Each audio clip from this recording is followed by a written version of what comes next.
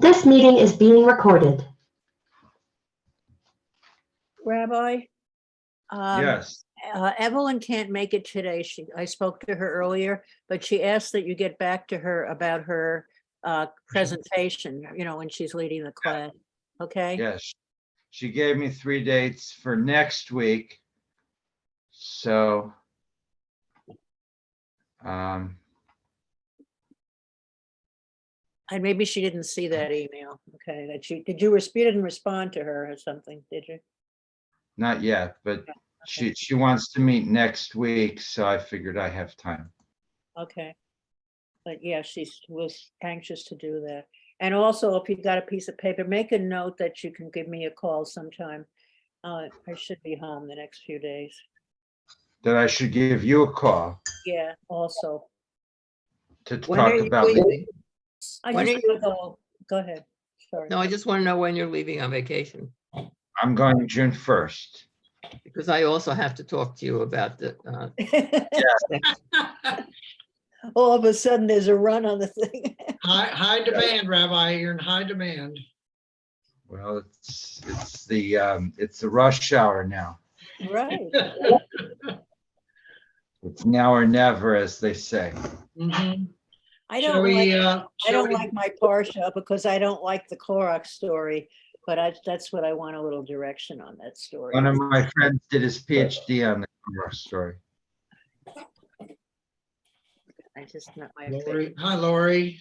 Hi, Lori. Hello. Shall we begin? The recording started, and let's go ahead and do the blessings together. Atah Adonai, Eloheinu melech haolam, asher kiddushanu b'mitzvotav, v'tzivanu lazot divrei Torah. Blessed are you, Adonai, our God, ruler of the world, who has sanctified us with your commandments, commanded us to engage in the words of Torah. Amen. Amen. We're supposed to have a new participant today, Richard Bass. So I'm just calling him to see if he's having trouble. All right. There's Pam. Here's Pam. Good. Get this guarded thing out of the way. Hi, Pam.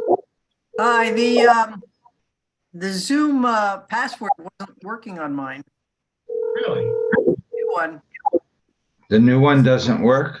I put it- 706. Yeah, I put in the 17 link and it didn't just work. went directly using the link. Yeah, I just ended up using the link directly, but usually I use the thing and the password, but If you're having trouble connecting, you can call me. so anyway, I'm Okay. using that, but usually I use the code. So if anybody else doesn't come in, it's because 70617 is not working as the passcode. Oh, we know we have 3 absentee people. Is that 3 of us? Yeah. Yeah. Bernie, Evelyn, and Lorraine. Lorraine. So we're short 3 people. Okay, well, and Richard Bass, I left him a message, so he may show up and he may not. So I'm reading a book that is called, as you can see here, The Desert Bible. And this is an older book from 1974. And it was written by the way I got to this is Morris S. Seal was born Jewish, and he converted to Christianity and became a missionary in Scotland or England or something like that. And he spent 40 years teaching and proselytizing Christianity in Syria and Lebanon, and ended up at the Near Eastern School of Theology in Beirut when it was still quite a fancy place.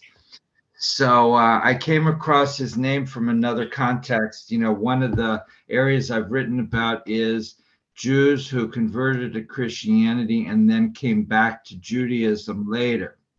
And specifically, there were 3 Reform rabbis in the late 19th century who converted to Christianity, one of whom came back.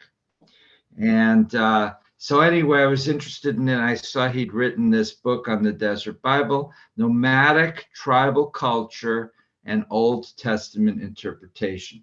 And what he argues here is very interesting.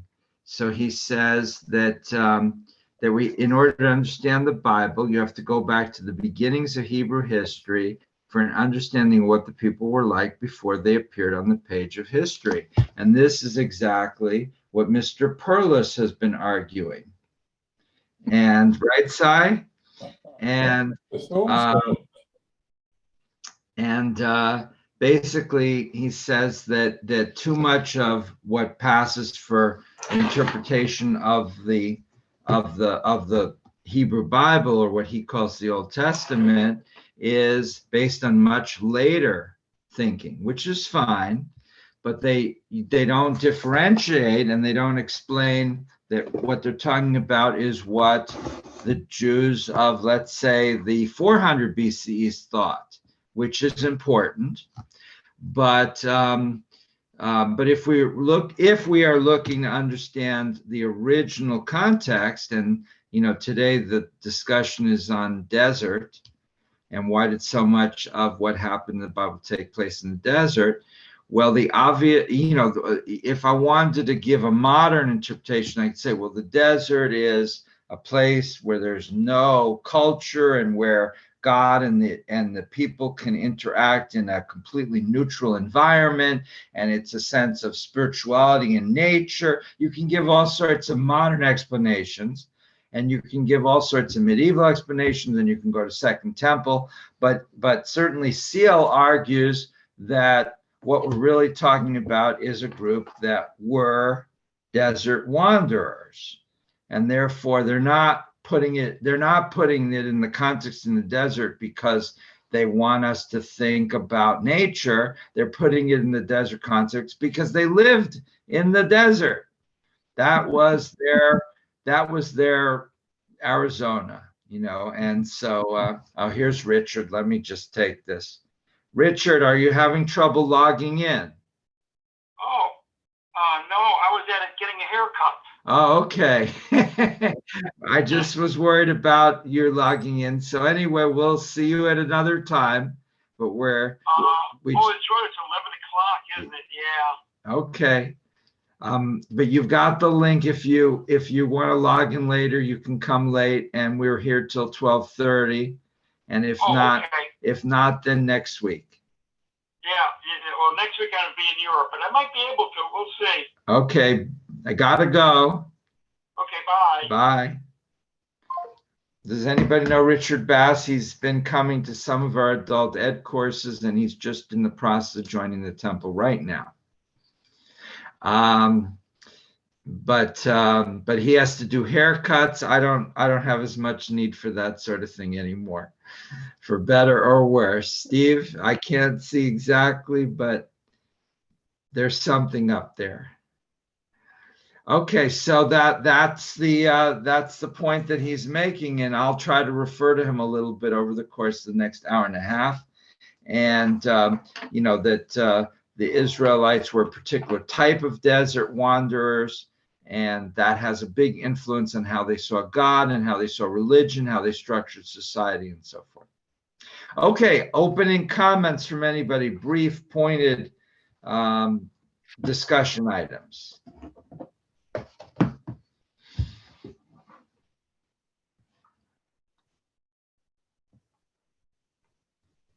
Okay, Steve. Well, I mean, if they're in the desert, they're considered nomads, right? Correct. And so they have access to the entire desert if they wanted to. And then they could, do their business with others within that area and made themselves known. So. Well, yes and no. According to Seal, they are semi-nomadic, and they focus on, they have mostly donkeys rather than camels, and they don't stray, the Israelites do not stray far away. So they're a particular type of nomad. So so they don't go too far. So, Uh, Rabbi, don't they keep moving? Apparently, at least according to Seal, the Israelites are not total nomads. They go different places, but then they don't just wander, endlessly. They'll go a little bit out and go a little bit back. At a certain point, they might move to a different area completely. But there were other nomads who were much more nomadic than they are.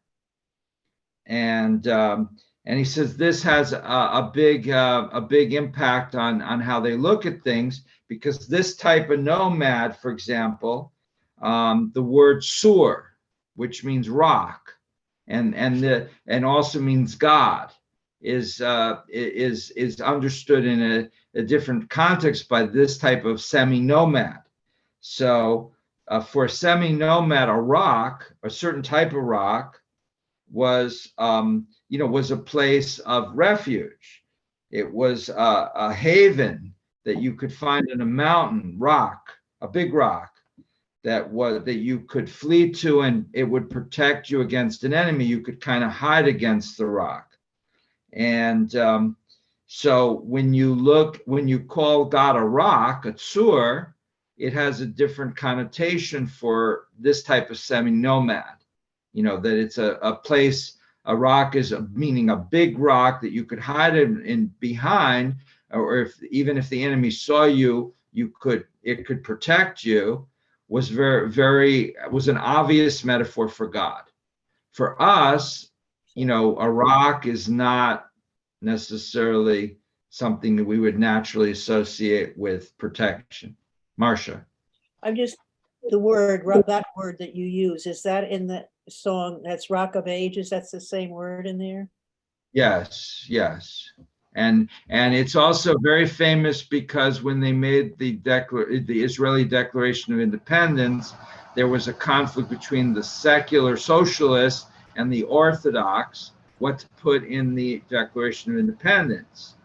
And apparently they farmed it out to one of the politicians who was a lawyer, and he didn't really know what to do. So he went to his neighbor, who was a conservative rabbi who had moved to Israel in the 1920s. And the American conservative rabbi is the one that suggested the word sur as something that would be acceptable to everyone. So the Orthodox understood immediately that Sur Yisrael refers to God. The socialists could interpret it literally and say Rock of Israel, meaning protection of Israel, which would be maybe military fortifications, or basically the country, the creation state of Israel itself was a rock of protection. So it could be easily interpreted by both groups in the way they wanted to. So, and that this use of this term goes back directly to the semi-nomadic Israelites. All right, well, let's turn to page 9 and see what we think about why does so much of such importance in Jewish history happen in the desert. And who would like to read? Pam. Is that Pam with your glasses? I don't recognize you.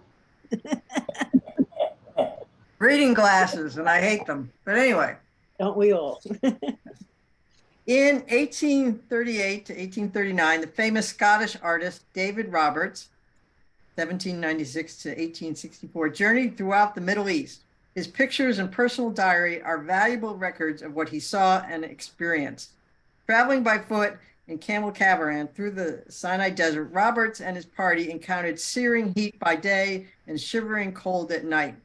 His diary describes the ragged peaks, black, rugged, desolate summits, the dark, frowning front of the Mount Sinai, and the barren desert. Commenting on his climb through the pass toward Mount Sinai, Roberts says, "Although I have crossed the most rugged passes of the Alps and from the Chamonix of the whole circuit of Mont Blanc I've never found a path so rude and so difficult at that which we are now ascending. Another member of his party writes, I have never seen a spot more wild and desolate. Those who have traveled through the triangle-shaped Sinai Peninsula situated between Egypt's Gulf of Suez and the Gulf of Elat know the variegated landscape. In the north, along the Mediterranean Sea, one finds endless stretches of high shifting sand dune. Further south are jagged limestone cliffs and mountains relieved by vast rocky plateaus. In the southern area are tall granite mountains, valleys, and gorges eroded from the melt of winter rains and snow and embedded with rich veins of copper and turquoise. Even today, there are fewer than 100,000 inhabitants in this arid and unfriendly region. Keep going. Mhm. It is into the desolate landscape of the Sinai Desert that the newly liberated Jewish people wander and remain for 40 years. Students of Jewish history and Torah literature have constantly asked through the centuries, why did they stay so long? Why, after bitter years of Egyptian oppression, did Moses not lead them directly to the land of Israel? These are good questions.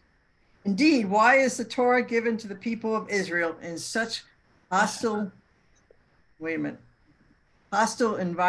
rather than the comfort of the promised land flowing with milk and honey? Finally, why does the Torah devote the entire book of the Midbar and much of the Deuteronomy to the Israelites' struggle for survival in such an inhospitable place? Torah commentators offer various answers. Okay, stop. Okay, so that's the question. That whole half a page is why did this entire book, we're starting a new book this week, right? Bamidbar means in the desert. In English, what is it? What is the English? Numbers. Correct. Thank you, Lori. So the two titles do not correspond at all. So in English, it's Numbers. In Hebrew, it's Bamidbar, in the desert. But in this case, the Hebrew reflects more the reality. The entire book, pretty much the entire book, takes place in the desert. Why? Well, I thought Israel is the Jewish homeland. Why do we even want to hear about the Sinai Desert? It's not really germane to our discussion, or it shouldn't be. And yet it is. It seems to be. There's a lot. The Bible doesn't talk about the Torah doesn't talk about Jerusalem at all. Torah, it doesn't mention that much about the life in Israel, but they talk about the desert this entire book. Why? Okay, a few short answers. Marcia. I guess if you could make it there, you could make it anywhere. It was toughen you up place, I think. Marcia is quoting the famous Torah commentary, Frank Sinatra. Yes. Cy and then Lori. Well, I'd like to think that being in the desert gave them an opportunity to find out about God. Prior to that, there was no real association. And this is an opportunity for whatever the writers were going to do it in the isolation of a desert without any slavery issues, without any other issues. Okay. So it's a place to get things done. It's Correct. A place that you don't have too much distractions. If you tried to do this in New York, people would say, I can't come to get the Torah next Tuesday. I've got an appointment. Cocktail parties. Right? Bob Dylan is playing that night in Greenwich Village. I've got a meeting with my stockbroker on Wall Street that day. But if you're in the desert, you have nothing but time. You can do whatever. You can devote yourself entirely to religion. You know, that's why working in Arizona is so good. My congregation can devote themselves 100% of the time to religion. That's a joke. Okay, Marcia, and then, I'm sorry, Lori, Marcia, and then Steve. Yeah, you wish. So we were being punished for the sins of the spies. So what is Ah, what it ah, says? Yes. It says, after the number of the days in which she spied out the land, even 40 days, for every day a year shall ye bear your iniquities, even 40 years, and you shall know my displeasure. So God was unhappy with us because he had promised us the land, and we didn't believe him. We thought that the spies had told us something along the lines that we were like grasshoppers and that we wouldn't be able to overtake the land. And God took that as not, believing in him that he was going to deliver this land into our hands. So we were being oh, punished. oh my, okay, so, Rabbi? yes, oh my. So this is, Lori's bringing me in, interpretation 1. So this is not just a place where we can focus. This is a place that we have to stay because we're being punished. And we're being punished until what happens? What 40 years might be enough for what to happen? Generation to die out. Right. So everybody who came out of Egypt, why did you leave Egypt? Not every Israelite left Egypt, right? A certain percentage stayed behind because it said we're not interested. Slavery's not so bad, and we don't want to go out in the desert, and we want to risk this, and we don't want to leave our friends. So not everybody left, but the ones that left were planning a quick entry into the land of Israel.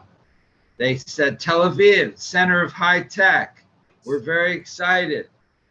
Jerusalem, the holy city. David's going to become king. It's going to be wonderful. None of them anticipated spending their entire lives wandering in the desert.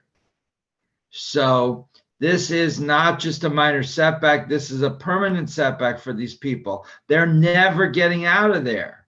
Never. They're going to spend the rest of their lives wandering in the terrible desert.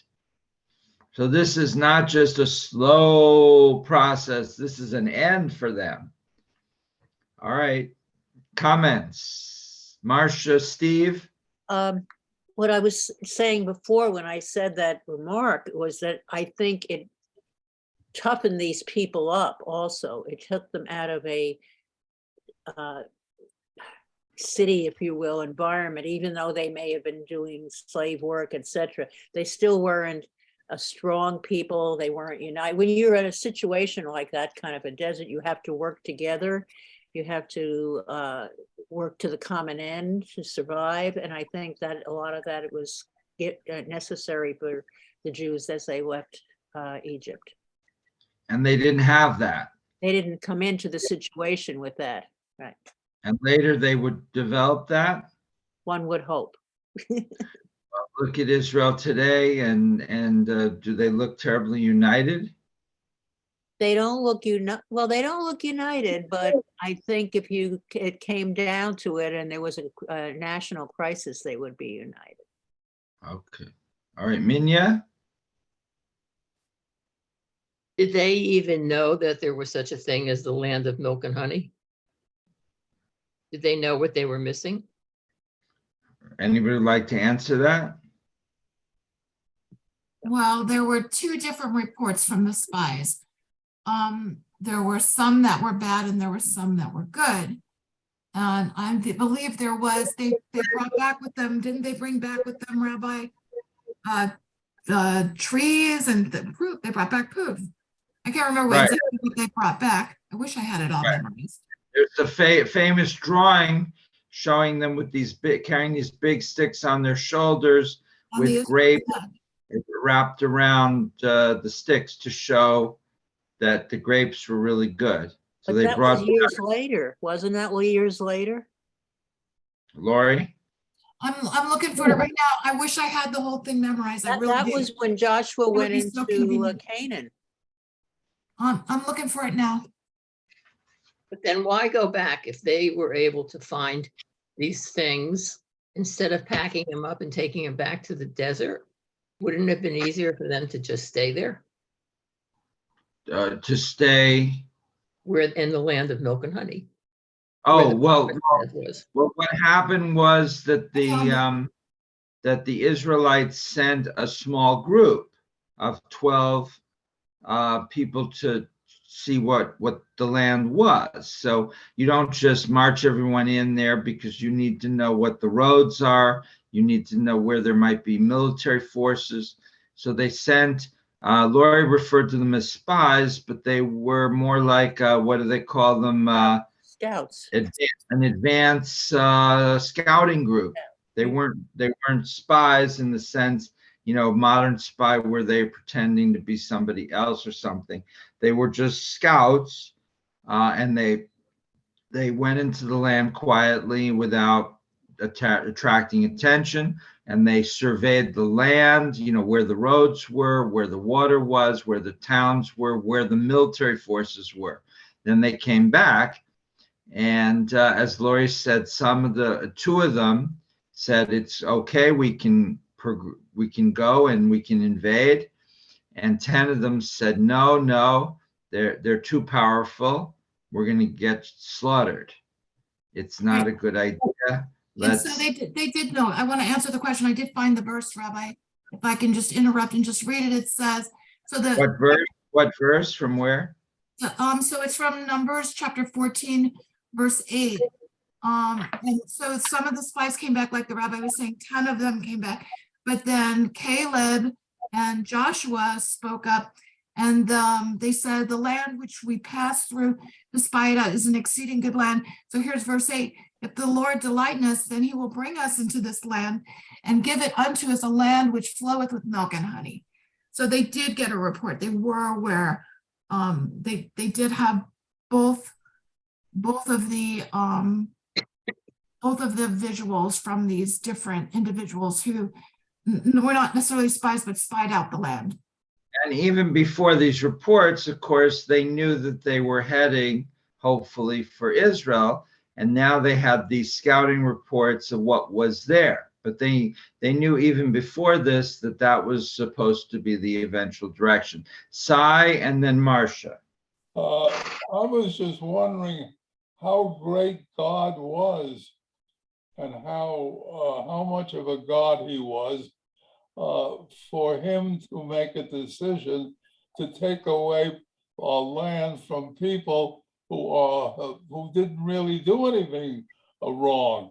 Very arbitrary decision on God's part. I mean, here's the Hebrews roaming around the desert for 40 years, and there's another group of people who live in the land of milk and honey.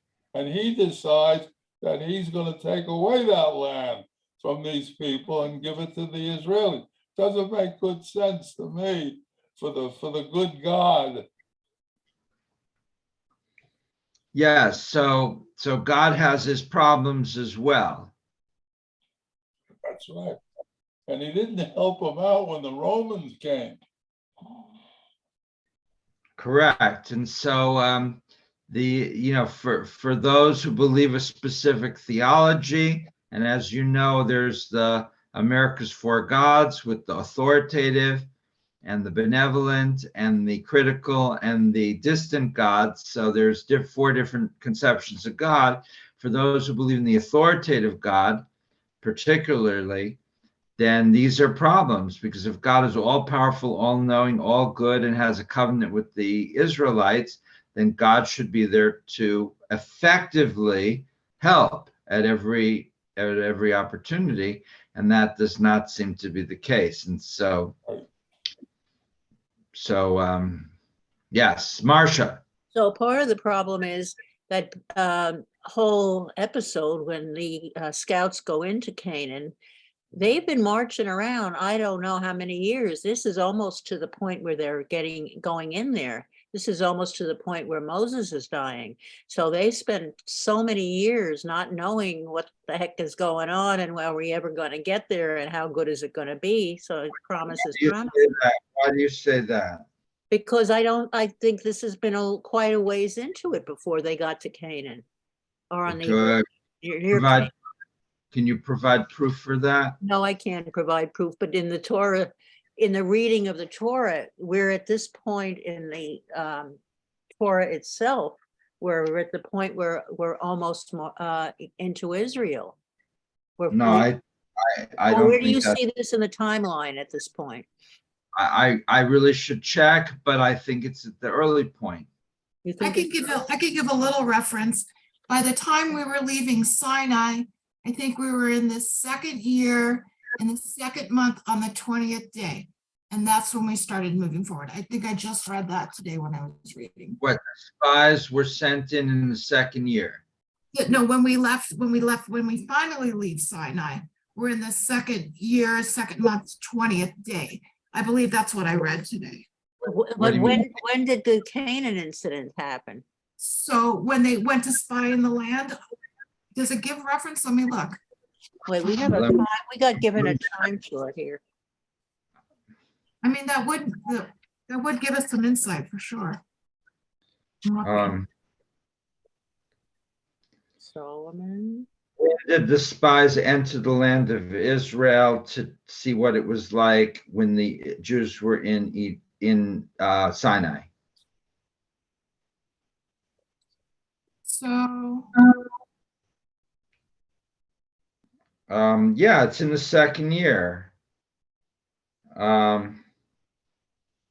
right, isn't it in the first month of the second year that they start? Oh, okay, I'm looking.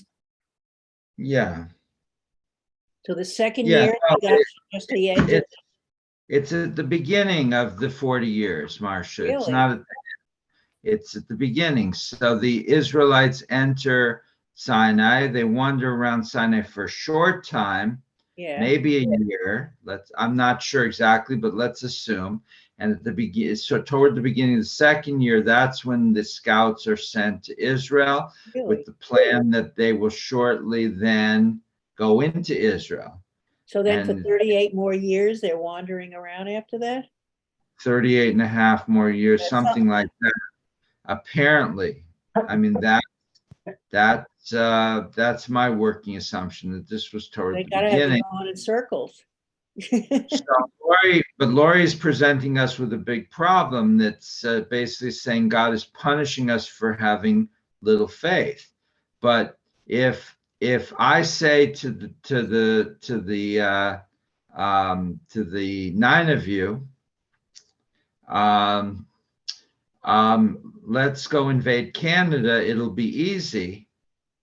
And Shirley and Riva and Cy said, we've been to Canada, they have a good army and we have no weapons. And I say, but I'm the rabbi and God is telling me to do this, and you know, it'll be fine, don't worry. And they say, you know, Riva pulls down a book on Canadian military history, and she said, even in 1875, they had 400 pieces of artillery. Imagine what they have today. And I say, you people of little faith, I mean, isn't this sort of skeptical approach to military activity a good thing? We don't want to just, you know, I mean, this is what got us in trouble in various, I mean, I just had coffee this morning with Jeff Deutsch, who's a retired dentist, very, very nice guy. And he was telling me his brother was a medical officer in Vietnam. And, you know, Vietnam didn't go anywhere, right? You know, Afghanistan, all these wars, you have to think clearly about what you're trying to accomplish and can you accomplish it? Surely this kind of skepticism and analysis of the possibilities is a good thing, no? So I want to Why talk. Okay. You know, why should we be punished for, you know, being skeptical and asking the hard questions? Can we conquer these? Are these people stronger than we are? Yes, Lori. Okay, so two things. I want to address first the date, the time factor. So it was in Numbers chapter 10, verse 11 and 12. It says, and it came to pass in the second year, in the second month, on the 20th day of the month, that the cloud was taken up from over the tabernacle of the testimony. And the children of Israel set forward by their stages out of the wilderness of Sinai, and the cloud abode in the wilderness of Paran. So the timeline was correct. Second month, 20th day. Okay, and then when you're asking about could we have taken them, it's God says in Numbers chapter 14, well, first I think, is it Moses that defends them? It usually is. I'm looking to see who's defending them. Hold on. Chapter 14, what verse?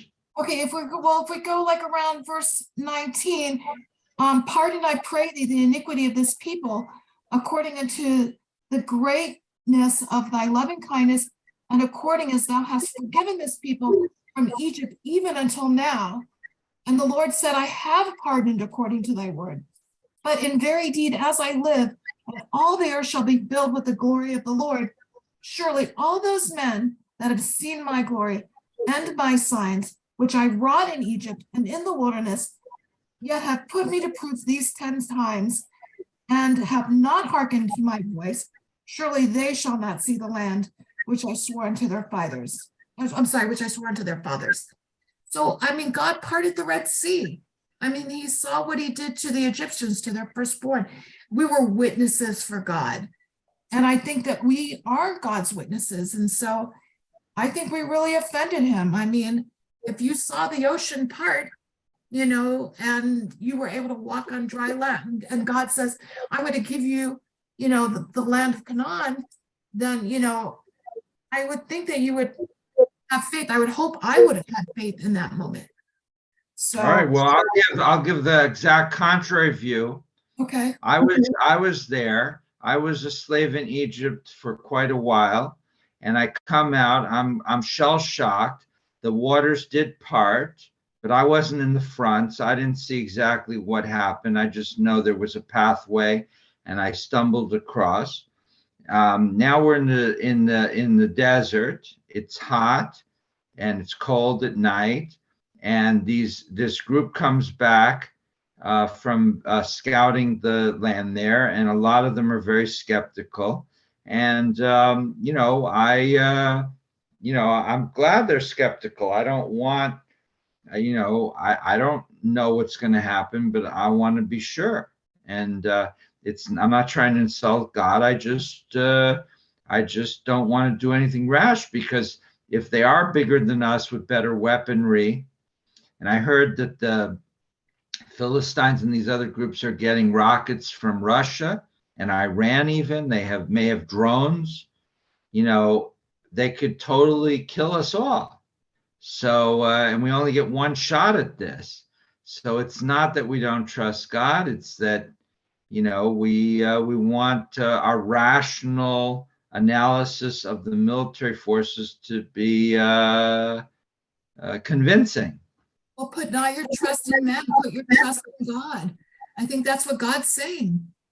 All right. Well, it's hard for me. I was a slave for many years. Riva.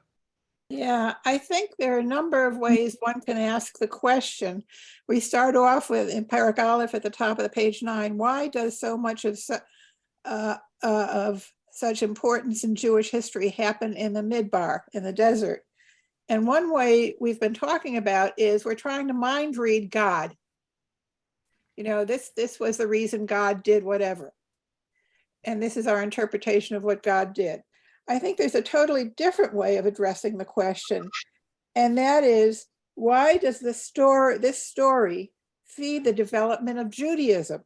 And there are a couple of responses I see, and that is, this story nurtures the development of a nation, or development of a people, or development of Judaism. So I think it also enhances the development of the religious development. And a part of what nourishes it is that this was a concentrated group of people traveling together, essentially, and they all experienced many of the same things, such as the manna. So I think also at some point they hear the voice of God. and you have those things happening in a group of people, and it's a shared experience. Good, good. So Reva's putting us back on track in terms of the question here. Why is the desert so important? And her basic answer is that it helps build community and helps build nationality. And if you're going to have a group that feels a connection, you have to go through common experiences. Yes. Which is why it'd be nice if our congregation did a retreat and we went out in the desert and pitched tents and suffered together. Then we'll all come back and we'll say, we all went through that together. It was horrible, but we feel a camaraderie as a result. We also experience that when we lose a beloved member of our temple, and we all come together to honor and recognize that experience. Ray Bolnick, who was in our group for such a long time, and many of us went to her memorial service at the temple, and I think that's a unifying force. We experience the joy of knowing this extraordinary woman, and we share it. And it builds us as a community also. Okay, good.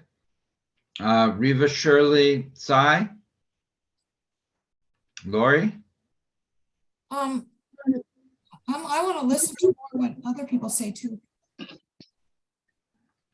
Okay, let's move on then. Page 9, the right-hand column. We're now coming to the answers.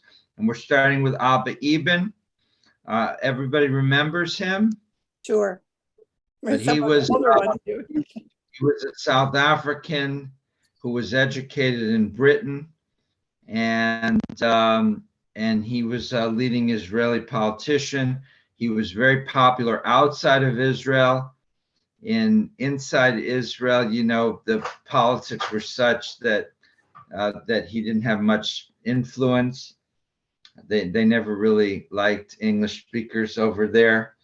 So, but outside of Israel, he was like the voice of Israel. He was Israel ambassador to the United Nations for a while, and he gave some unbelievably rhetorically powerful speeches.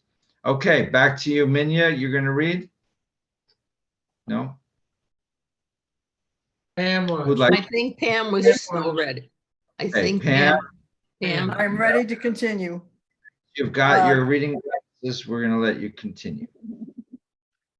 You're making me feel a little self-conscious here, but anyway.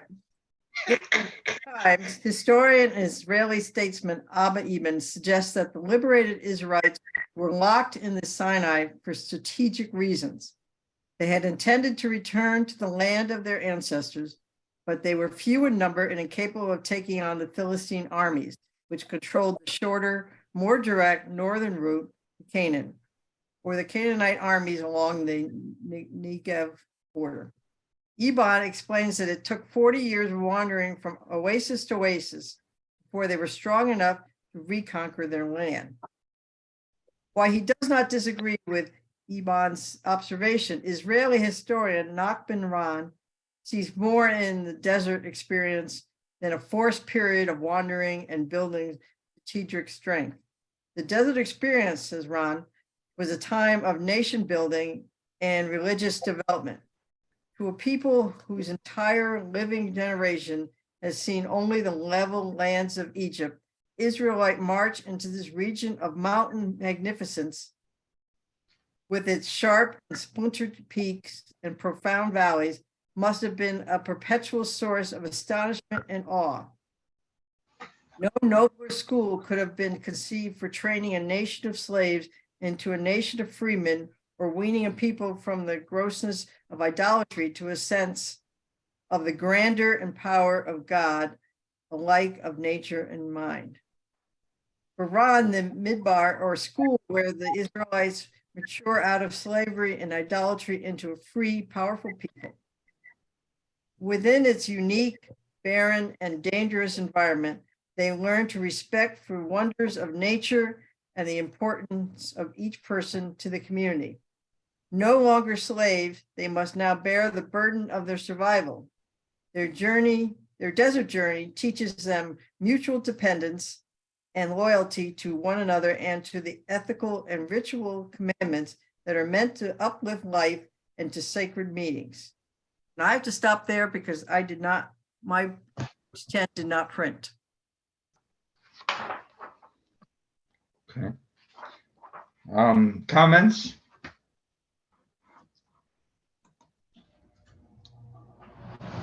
Marcia?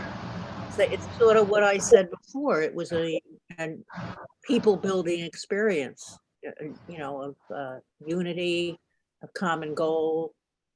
You know, they both religious and national. You know.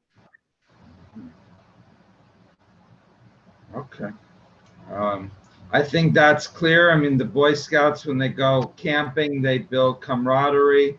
When the Girl Scouts do it, they build camaraderie. I mean, that's how you, in corporate environments, they have retreats so they can do team building. You know, that's why so many of the CEOs now don't like this work from home, because you've got one employee in Minnesota, one employee in Kansas, one employee in California. They may all work hard, but they're not a team. They don't even know each other. I mean, I have friends who literally never met their bosses, never met their coworkers, ever, after years. And this is even pre-COVID. I mean, that seems to me that would not be an effective way to run any sort of group. But Sai, any comments at this point? Okay. Pam, you ran out of ink? Let's just say that the machine turned on me and did not print that page. The printer. Is your computer operating under artificial intelligence? Well, her computer says we don't want Pam to have too much information. yeah, that must be it. Give her enough so she knows sort of what's going on, but not enough to be dangerous to us. Yeah. Okay, who'd like to continue reading? All right, I will. Okay, Reva. Oh, Reva's going to do it. Great.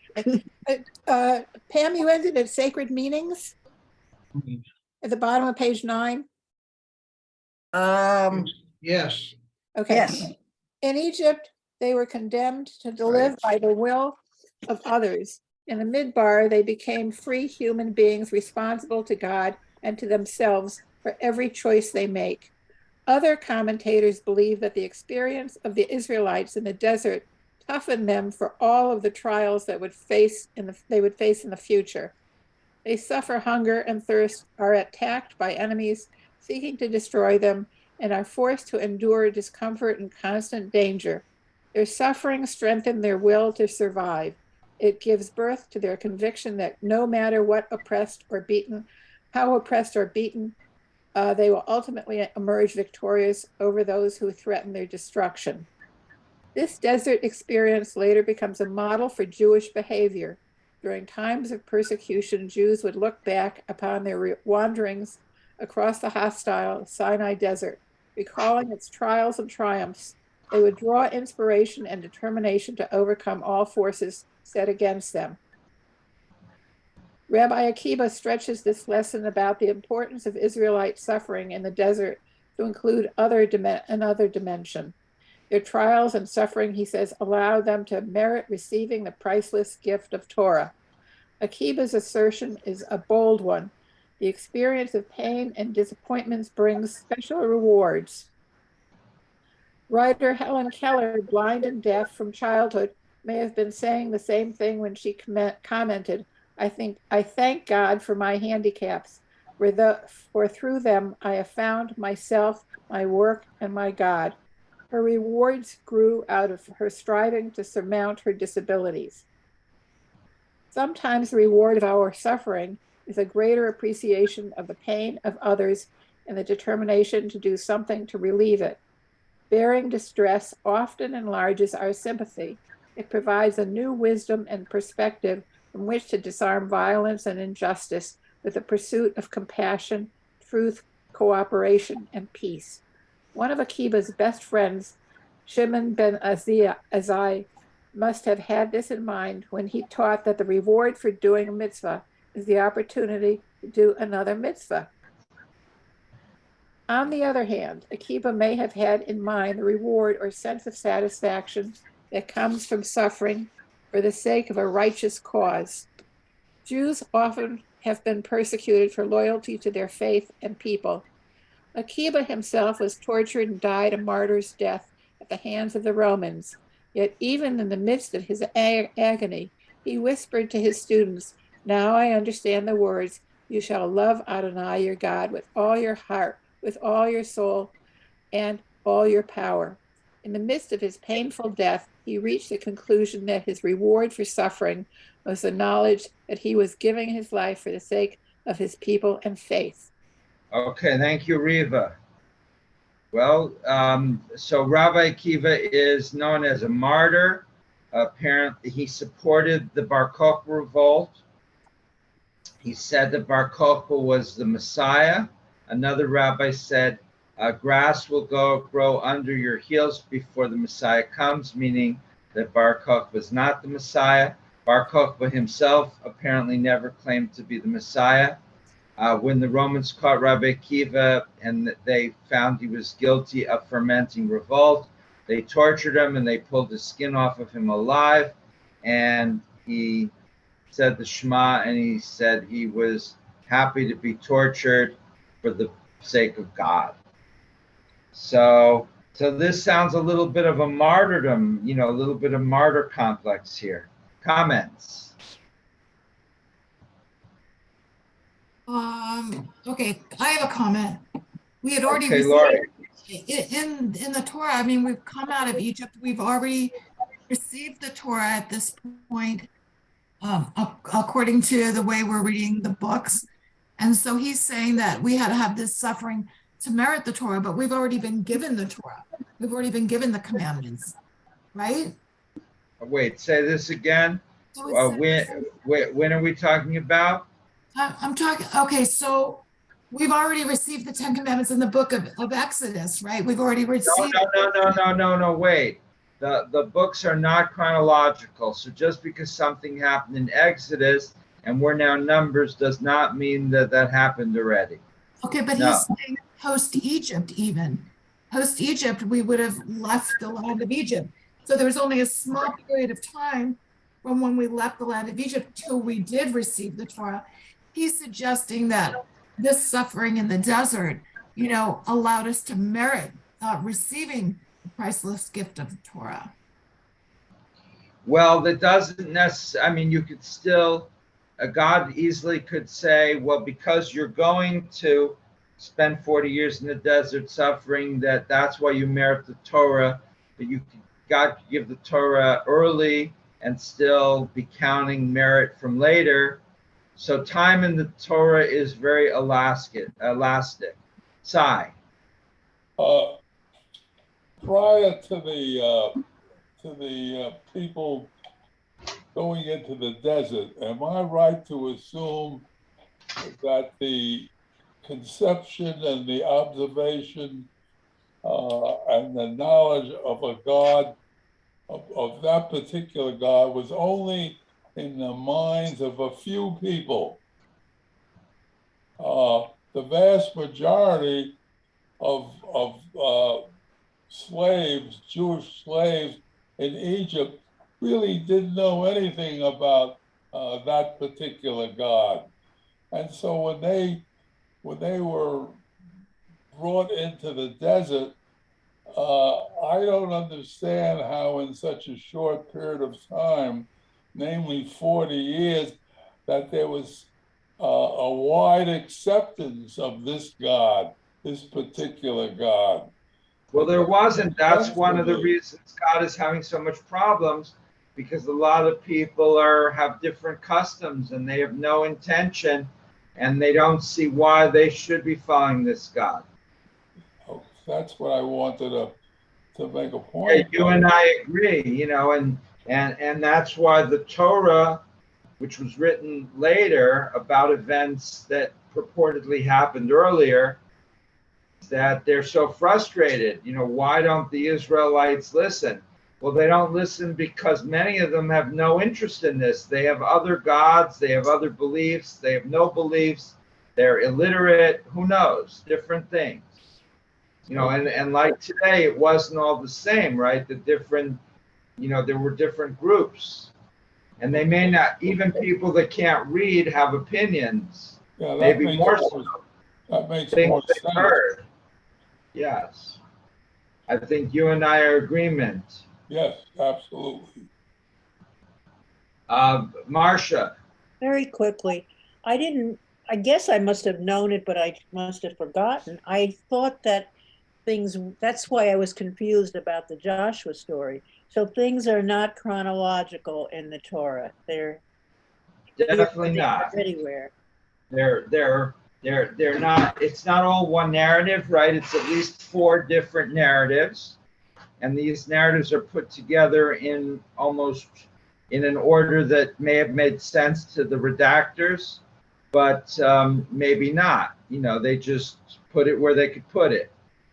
But things A doesn't not follow B, in other words. only in the sense that the book of Genesis is intended to be before the other 4 books. Okay. And Deuteronomy is a summary of the second, third, and fourth books. So that's definitely repetitive. But other than that, it depends. So yes, it That's doesn't. confusing to somebody who has more of a scientific bent to their minds. You just kind of helter-skelter in there, Yes, well, and figuring out why things are put in the order they're put, and which texts belong with which editor. This is something that higher biblical criticism has spent the last 100+ years trying to figure out. Rabbi Akiva is also of the camp that everything God does is for the best. So we have to take that into consideration as well, right? I spent Rabbi time. Akiva said this. I spent time looking up the story about Rabbi Akiva. If you want me, I'll read it really quickly, but Sure.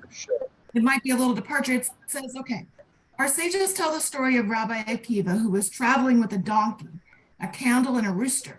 He went into a city to find a place to sleep and was turned away. Everything God does is for the best, he said, and went to spend the night in a field outside the city. His lamp blew out in the wind. Everything God does is for the best, he said. Once again, his rooster was mauled by a fox. Everything God does is for the best, he repeated. Then his donkey was eaten by a lion. Once again, Rabbi Akiva repeated the mantra, everything God does is for the best.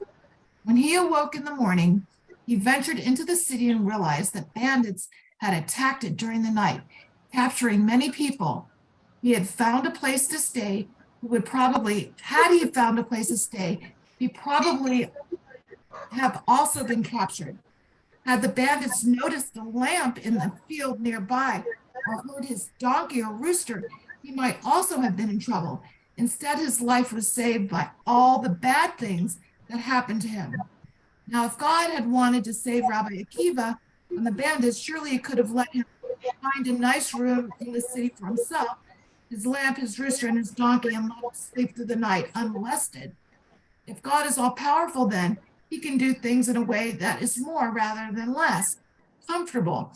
Rabbi Akiva might have been saved, but he still went through pain. Why could he not have been saved in a painless way? And I think that there was a message here for Rabbi Akiva. Yes, he was a great enough man that he should be saved in a miraculous way, but he did not merit an open miracle of staying in the city and being saved during a rampage. There was something lacking in him that God was trying to point out to him. Yes, it was good, for it is always good, but it was painful also. And in pain, there is always a lesson.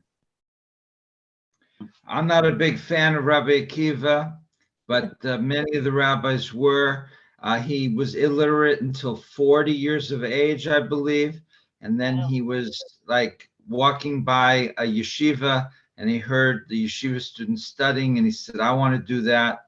And his wife said, don't worry, I'll work and you can start with learning the Hebrew alphabet. And he studied the Hebrew alphabet and he rose to be one of the greatest sages in Israel. So that's a story told about him. But his support of the Bar Kokhba revolt, which was an unmitigated disaster, even though he died a martyr's death and all, I don't think we should listen to anything he said, if I can be so blunt. Okay, well, we were reading about him. We were reading about him, and it was saying that their trials and suffering, he says, allowed them to merit receiving the priceless gift of Torah. So that's why I said he's of the camp that, everything bad happens for a reason, right? There's something to be gained in this. So that's why I brought it up. How many people here believe that everything happens for a reason? How many people are sure about that? 1, 2, 3. How many people are sure that that's not true? How many people are not true? Yes, 2. So three believe in it, 3 don't, 2 don't believe in it. How many are somewhere in the middle? I have to think about it to have a position. All right, 4. So 3 in favor, 2 against, 4 not wanting to take a stand. So you can see this is a very you'll hear this, and don't ever say that, if somebody experiences a tragedy, don't say to them, everything must happen for a reason. They may not like that. Yes, Riva and then Marcia. I think this is another way of asking the question that's written. Why do bad things happen to good people? We're also asking why do good things happen to bad people. I think it addresses an issue that we just can't address. And that's why you get this split vote here. I can address it, but I have to find the text. And you can read all of Harold Kushner's 24 books. Marcia. When Lori was talking, I'm thinking about Candide and Voltaire. Right, sure. Best of all possible worlds. I mean, I don't save many books. I save that one because it's such a comedic story in its own right and all that. But I mean, I've seen sometimes where you say, why would this happen? And then in retrospect, time goes by and you look back at it and you say, well, if that hadn't happened, then this wouldn't have happened. So I'm sort of down the middle on that one, you never know. We have power over what happens to us to an extent. But some of the things that happen, we can't control. And those are the things you wonder why they happen, So. And I think some of them just remain unknowable. Right. Yes. So I got to go get Perky a vote to answer that question about bad things happening to good, or why do good things happen? Okay, we're not moving in that direction, so don't get Perky a vote now. We'll save that for another week. Okay. But that's of course a very important question. We're going to move to the box on the right side of it. We're returning to our original question, why in the wilderness? Okay. And one of my favorite Jewish philosophers, Philo, who lived in the 1st century in Alexandria, is asking this question. Sorry, Lori, did you want to say something about Philo? I love Philo. Okay. I don't agree with everything he agrees with, but I love Philo. Me neither. Okay, why in the wilderness? Philosopher Philo explains that the Torah was given in the wilderness because cities are filled with corruption, luxury, idolatry, and other evils. He argues that for one to be pure and ready to receive the Torah, one must be separated from all the vices of the city. All right, so I don't know if Phoenix is included in these idolatrous cities, but certainly New York and San Francisco would be. So you're better off getting the Torah in the wilderness than you are in Chicago. All right, so yes, Lori. My air conditioning, though. I'm sorry. The spot Emmett taught, the reward of an observant life will be the ability to hear God's voice among the conflicting messages competing for our attention in a noisy world. So that being said, the world is noisy, and when you have all of that competing for your attention. It blocks out, it doesn't give you that separation necessary, to be able to really clearly hear God. I mean, there is a point, and again, I would have to find the scripture, but there is a point in the Torah where it says, get yourself prepared because you're gonna, things are gonna happen. You need to be, prepare yourself, bathe yourself. I can't remember what it is exactly, but purify yourself in a way to be prepared to receive whatever it was God was telling us at that point. So I agree with Philo on that. I think that's a really good theory. Okay. Next one is from the Talmud. Torah was given in the desert to teach that we must consider ourselves open, like the Midbar, in order to learn Torah. That just like the desert is open, there's no like walls and buildings, you can look in any direction, see as far as the eye can see. So too, Torah is open and should be accessible and open from all directions. And then the last one, just as the desert contains nothing but layers of sand, so too the human body is composed of nothing but dust. But just as the desert was transformed into a holy place by the appearance of divine presence, so too with human beings. They become a source of greatness if we allow their spiritual spark to dominate their actions. I don't know what to make of this third one. Sai. Well, I'm just wondering how meaningful is the Torah and the whole concept of God if it can't overcome all the difficulties in the big city? Well, that's a good question. All right. Anyone want to answer that? I mean, shouldn't Did you repeat the question? Sai repeat? I think. All right, let me repeat. Sai said, how powerful is God and how compelling is Judaism if it can't overwhelm the other noise that you hear in a city. So, and we're seeing this today. There's just another article came out yesterday about the decline of religion in America. Almost every day there's something. And so you would think, I mean, not necessarily that people would embrace Judaism or even a religion, but people would be reading about Aristotle and about the Sophists and about the Buddhists and about, Kant or Hegel. People would be reading about serious things and forming serious opinions. But what happens when there's a lot of noise is they don't seem to, interact with anything even remotely serious, and they fill their time with TikTok, watching cute videos of cats climbing up on shelves and pushing over the sugar or something. And this is what they spend their time on. Or more ominously, boys in particular spend their time in their parents' basement playing video games where they have to shoot people. And the more people they shoot, the quicker, the more points they score, and the higher levels they go to. And so no, apparently even a very compelling philosophy or religion cannot overcome the noise, and it's not that the noise is more compelling, it's that the noise is less compelling.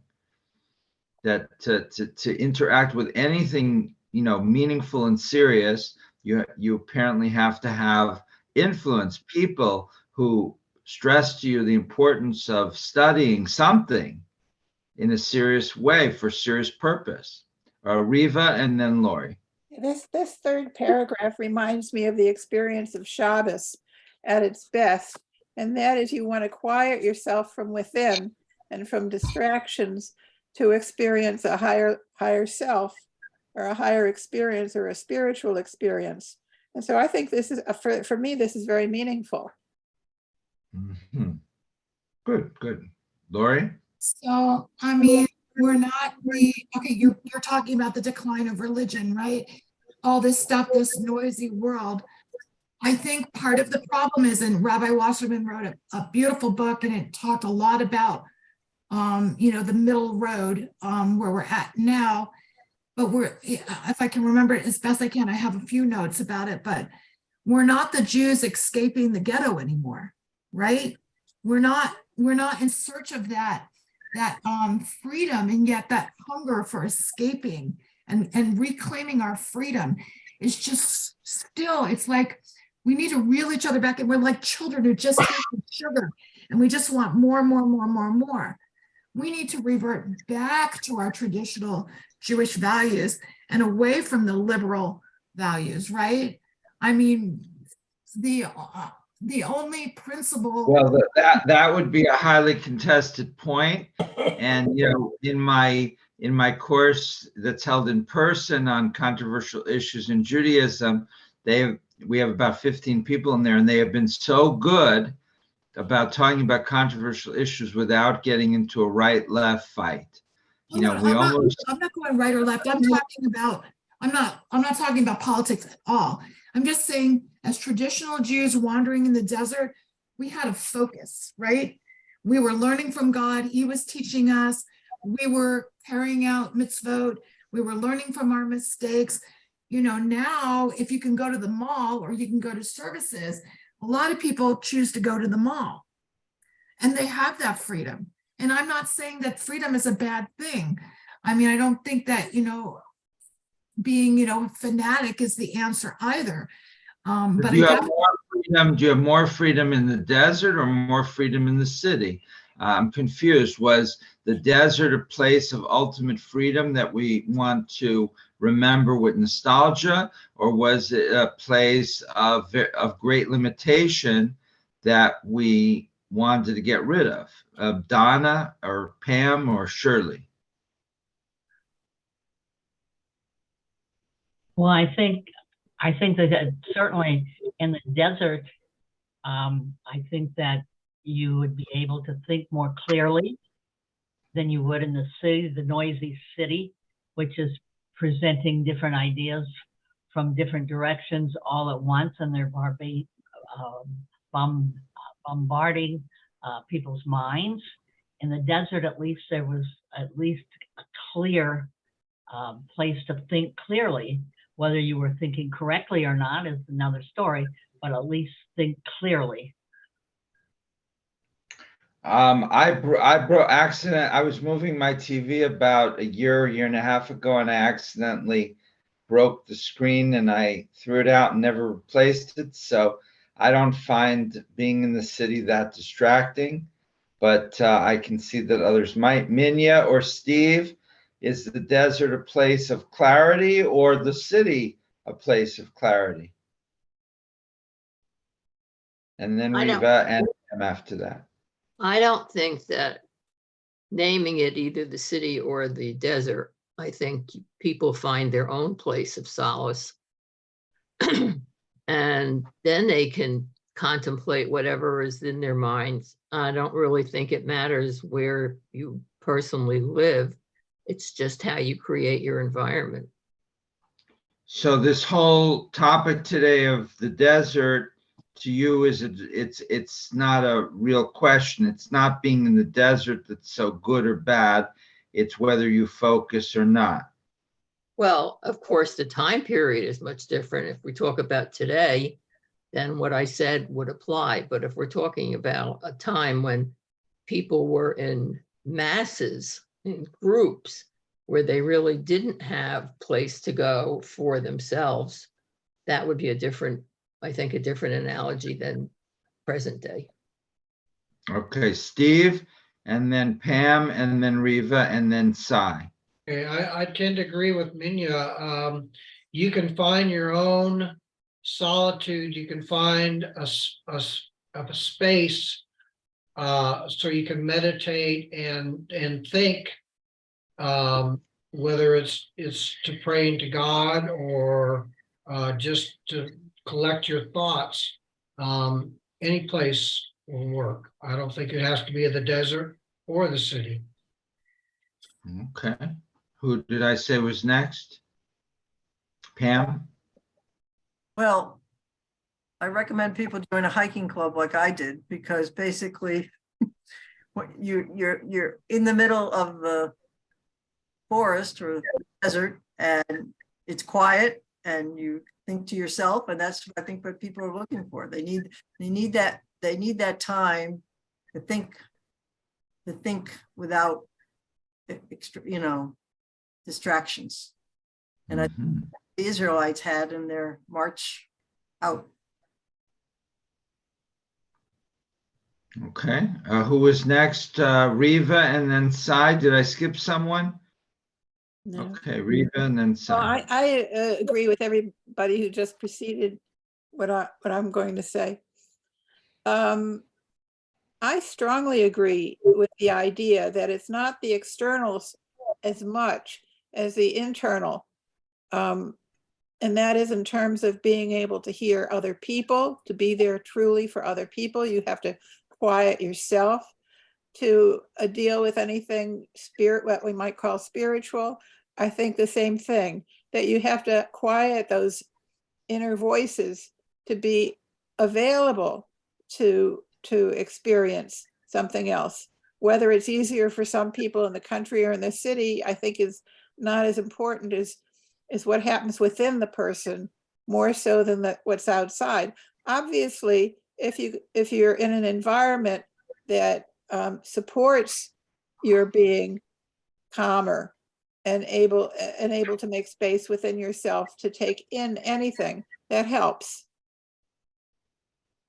Interesting. And why does that help? I think it allows you to hear what else is out there. Mhm. Whether it be a person that you care about or something specifically spiritual. Mhm. I Okay, think so Sai. often, I think when, like, working with people who are dying, so often you need to just be there with the person, not do to the person, and that being able to calm yourself and just be present for whatever else is out there, another person, a spiritual experience. You need to find a way to quiet yourself. Mhm. Sai. I'll ask the old political question: is your life better today than it would be 2,000 years ago? That's the question. Oh, well, that's clear. No electricity, no solar panels, no cell phones, No glasses, what? Say again, I Riva? don't no think I was glasses or gonna hearing live in aids. the Some people desert. wouldn't be able to see or hear. No glasses? They didn't have glasses? 2,000 years ago? I don't think so. And no LASIK surgery, no contact lenses either? That's right. Shorter lifespan. Some of us would have been blind a long time ago. Wow, that would make it hard to drive. No cars. No, but they had the chariots with the horses, right? Right. And They those wouldn't went have pretty any fast. 55-year-old communities. Nobody would get the 50. There were some people that lived older, but not that many. Yeah, so they didn't have much demand. So Sun City was much smaller 2,000 years ago. Whether it Let's is, turn whether to it the is bottom. better, I'm sorry, whether it is better or worse, it certainly would have been different. Yes. Let's turn to the bottom, page 11, top of page 12. Pinchas Pelly, you see the little picture of him. Expanding Adler's insight, Pinchas H. Pelly sees the desert as a metaphor describing the psychological and spiritual realms of human existence. Then turn on to page 12. A metaphor. There is a wilderness, quote unquote, within each person, a quote unquote desert where selfish desires rule, where no one looks out only for one's own needs, where one looks out only for one's own needs. No person is ever satisfied in the desert. There's constant complaining about lack of food and water, the scorching hot days and bitter cold nights. Anger, frustration, disagreements, and hunger prevail. The Torah is given in the desert, Peli argues, to conquer and curb the demonic wilderness within human beings. The lesson here is that if human beings do not conquer the desert, it may eventually conquer them. There is no peaceful coexistence between the two. So Peli definitely does not like the wilderness. And even the metaphor of the wilderness is something demonic within us that we have to banish. How do people feel about that? I kind of don't, I find it an interesting, I like his thinking, but I don't know that I agree with it. In this point, I kind of think, didn't the Eagles have a song, in the wilderness and peaceful in the desert tonight? Isn't there a song like that from the Eagles? That was, I think, set in Arizona. But anyway, you see the desert as a demonic force where in the desert, selfish desires are the only thing that count.